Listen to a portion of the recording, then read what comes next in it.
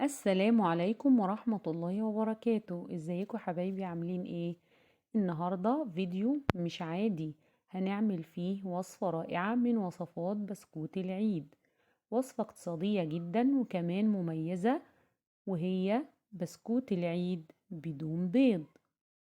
اللي عندهم حساسية من البيض الوصفة دي هتكون مفيدة جدا، ومش هتفرق حاجة عن بسكوت العيد اللي عملناه قبل كده بالبيض. يلا بينا نعرف مقاديرنا ووصفاتنا. بس الأول لو لسه ما اشتركتيش في القناة، ادخلي اشتركي وفعلي زر الجرس عشان يوصلك كل جديد. يلا بينا على المقادير. أول حاجة عندي نص كيلو من الدقيق الفاخر، ما يعادل 500 جرام.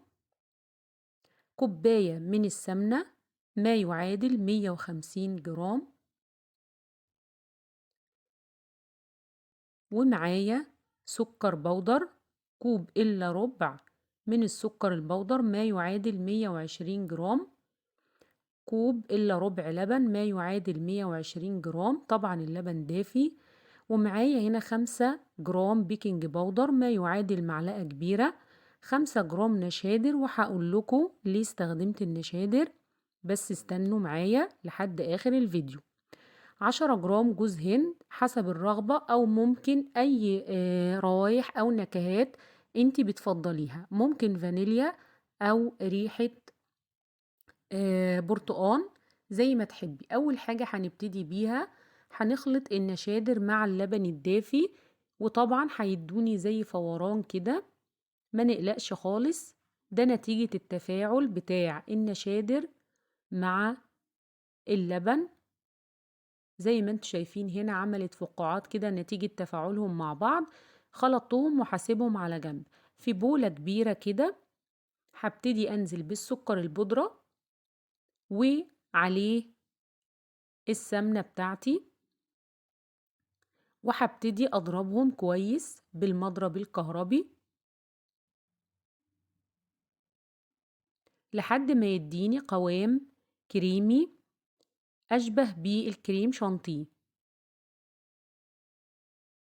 اضربي كويس لحد ما تتأكدي ان السكر البودرة تجانس واختلط كويس جدا مع السمنة.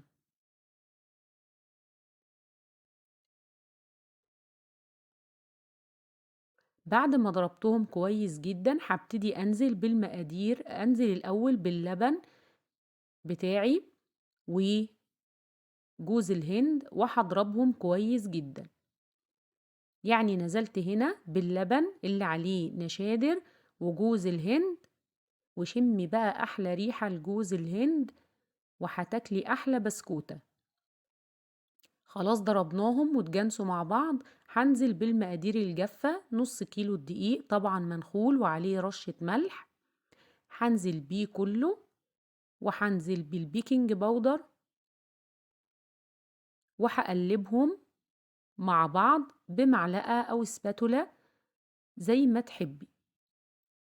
هنا نزلت بالدقيق والبيكنج باودر، وما تنسيش رشة الملح، وهقلب كويس جدا لحد ما المقادير او الخليط ده كله يتجانس مع بعض.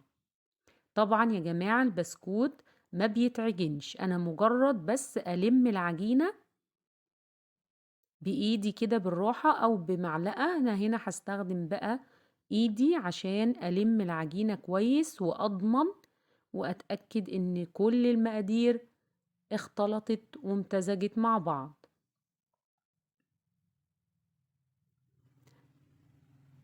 قلبي بقى كويس جدا، هتديكي عجينة طرية إلى حد ما بس مش بتلزق، وعجينة جميلة جدا وسهلة وما خدتش معانا وقت. زي ما انتوا شايفين أنا بلمها كده بصوابعي بالراحة، مش عجين. أنا هلمها بس كده لحد ما كلها تبقى عجينة معايا. خلاص بدأت تتشكل معايا هنا. لمي كده الحواف بتاعت البولة بتاعتك. ما تنسيش الصلاة على النبي صلى الله عليه وسلم. ولو لسه ما اشتركتيش انزلي بسرعة اشتركي وفعلي الجرس. خلاص لمينا العجينة بتاعتنا وهنبتدي ان احنا نشكلها لقطع كده، بحيث ان هي تسهل علينا الشغل بتاعنا. زي ما انتوا شايفين انا شكلتها هنا، وممكن تحطيها في التلاجة وتاخدي منها زي ما انت عايزة لو الجو حر او بتشتغلي في مكان دافي، عشان العجينة ما تطردش السمنة منها. هنا خلاص هنبتدي نشتغل بالمكنة، وطبعا انتوا كلكم شطار عارفين طريقة شغل المكنة، ف دي ما فيهاش حاجة يعني. شكلنا خلاص، مش محتاجة قوي ان انا اطول عليكم الفيديو في حتة التشكيل. اختاري الشكل اللي انت تحبيه. هنا شكلنا العجينة وهنبتدي ان احنا ندخلها في فرن ساخن على درجة حرارة 160، بياخد معايا حوالي 15 دقيقة. وطبعا ده حسب الفرن بتاعك هل هو قوي ولا لا.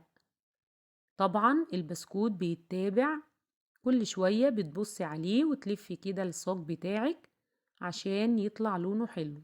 خلاص خلصنا الكمية زي ما انتوا شايفين. حابة تغمقي اللون عن كده يعني يبقى محمر شوية.